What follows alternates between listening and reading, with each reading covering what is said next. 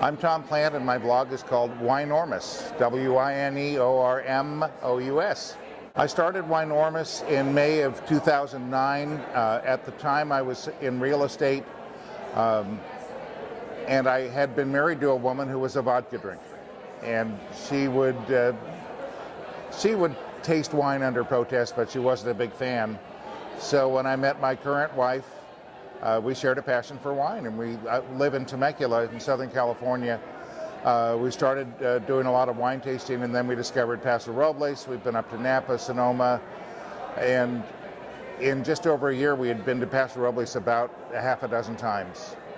And went up there a year ago March with a friend of mine and his wife, and every winery we went to, they went, "Tom, how are you? It's good to see you. Come on in, let's do some barrel tasting." The winemaker would come out, and after 2 days of this, my friend said, "Why aren't you doing this for a living? This is clearly your passion. You've got the photography background. You know how to write." So Laura and I talked to each other and said, "Yeah, it makes sense. Let's try it." And so I stepped out of real estate, stepped out on a limb, not knowing what this would turn into, and it's been a wonderful adventure.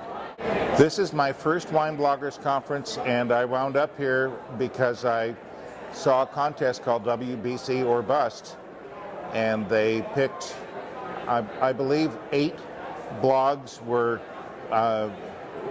judged and were awarded trips, and there were another 4 that were just chosen at random. And so what that involved was 2 days pre-conference, starting in Seattle, driving out to Yakima. We stopped in Prosser. We had winemaker dinners. This is my first Wine Bloggers Conference, but absolutely not my last. It's so much more than I expected. It's a real eye-opening experience, and it's a sensory overload.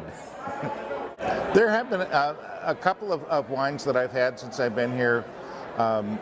I had the wonderful fortune of staying at the Inn at Abeja the first night I was here, and John and Molly were kind enough to do a tasting for me, and we had a sneak of their '07 Reserve Cabernet that hasn't been released yet, and it was just through the roof good. We also paid a visit. John and Molly are friends of Ron, who's the owner and winemaker at Tamarack Winery, and I felt that their lineup of wines across the board was the best I have tasted.